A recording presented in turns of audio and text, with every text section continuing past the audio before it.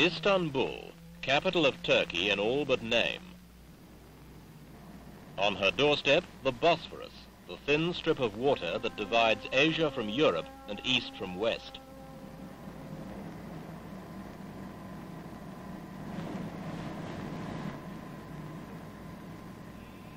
Her people and her religion come from the Asian shore. For 500 years, the teachings of Muhammad have dominated Istanbul. Today, this city, where once strutted the legions of Rome, is graced by the finest mosques of all Islam.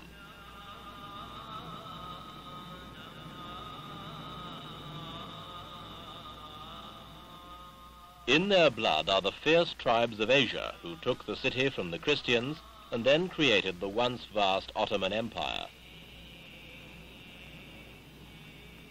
But their sultans, who ruled within these gilded domes, were overtaken by the new creed of industry then invading Europe. Their empire collapsed, the Sultanate fell, and in 1923 a republic was born. Now, 50 years on, Echo examines the new Turkey, a country that has thrown off the dead weight of her past.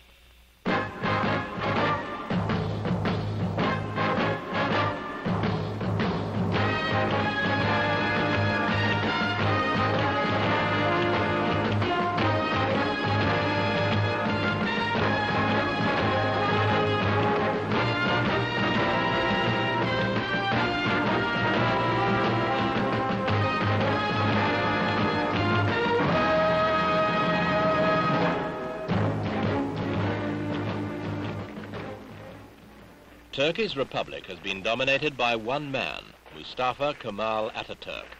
When he died in 1938, he had already laid the foundations of modern Turkey. An iron man, he raised the revolution, expelled an invading army, and in 1923 proclaimed the republic. Few men have so dominated the destiny of their country.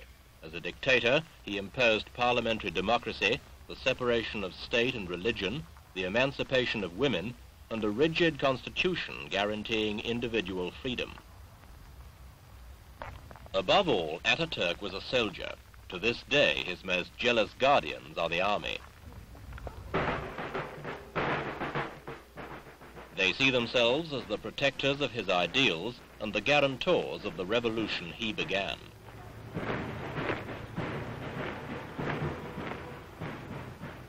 Twice they've intervened to save it, once in 1960 and again in 1971. The forces of dissension were beginning to shred the very fabric of Turkey. Behind the protected walls of the universities, Marxist students were arming for bloody revolution. Student violence erupted in Istanbul and Ankara. The Israeli consul general was murdered, other foreigners kidnapped. Communiques appeared from a Turkish liberation army, sounding alarmingly similar to the Arab Black September organization. The Turks, who detest public disorder, had had enough. And so had the army. The General Staff imposed martial law, isolated the men of violence, and demanded a new government that would enforce order in the streets and social reform in Parliament.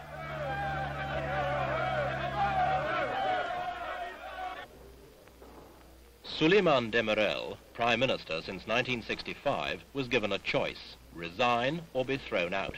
He chose political survival. But the new government would still be civilian. The army was unwilling to become a junta. Parliament went back to work under the scrutiny of army headquarters.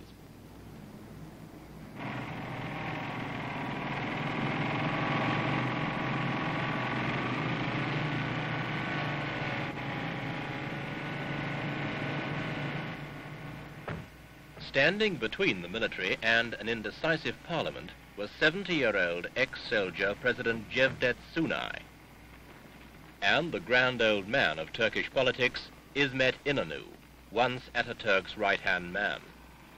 Through them, the army laid out a program of reforms to be carried out before a new election in 1973. But even under pressure, Parliament refused to be browbeaten. The reforms were to take nearly 3 years and 3 prime ministers to carry them through.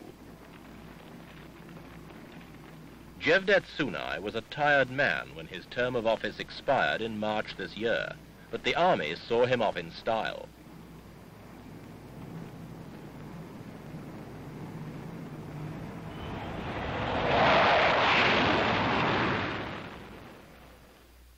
Sunay's successor, they hoped, would be another old soldier.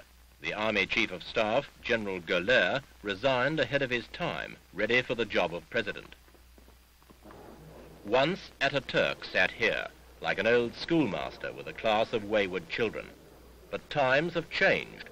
We can't be treated like a platoon of soldiers, Inanu said. Parliament defied the army. General Göler was rejected. He needed 218 votes, but got only 81. The army lost face, but the reasons to interfere had gone. Democracy had found its feet again. It took 14 ballots to find a compromise president. A retired admiral, Fahri Karaturk. The man behind Parliament's defiance was Süleyman Demirel. Deposed in 1971, he's still an astute politician. Nevertheless, it took the army to force reforms he couldn't get through Parliament.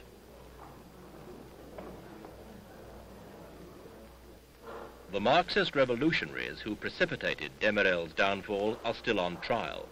Many had been trained by Palestinian terrorists in Lebanon and Syria. They had hidden masses of Czech arms, explosives and uniforms under university buildings. Now their revolution has ended in Turkish courts. Martial law has been lifted. The streets have been pacified. The reforms of the last 3 years have given the Turks a fresh start on the road to progress laid out by Ataturk.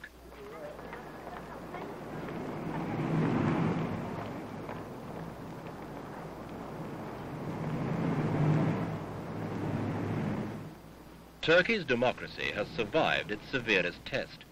The question now is whether the prosperity and the lifestyle of booming Ankara and Istanbul can be spread to the rest of Turkey. Ataturk emancipated Turkey's women in the 30s. Veils haven't been worn in Ankara since their mother's day. But out in the countryside, where 6 out of 10 Turks live, old traditions are still powerful. 50% are illiterate. The prosperity of the cities has not yet reached them.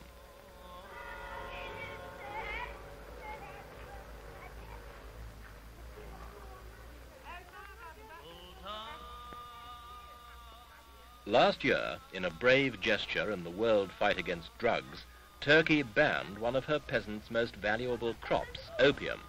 But in return, the government passed the long-awaited land reforms that will enable millions of peasants to own the land they have tilled for centuries. To replace camels with tractors and ignorance with knowledge, the government has launched a vast expansion of rural education and investment. But Ataturk's revolution still has a long way to run. This family firm is still happy to make bricks the same way the ancient Egyptians did.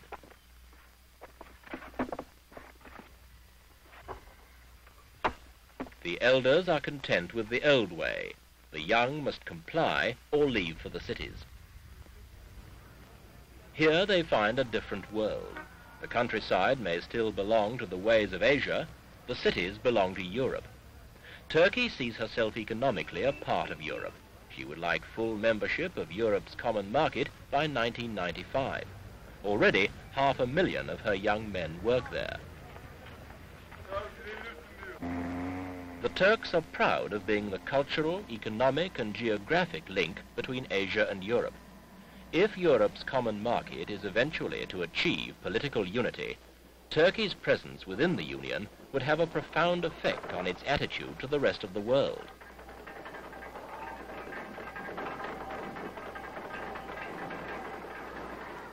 In the 50th year of her republic, Turkey has chosen to symbolize this vision by building a great bridge across the Bosphorus. It is the first physical link between Europe and Asia since the Emperor Darius built a bridge of boats for his armies 2,500 years ago.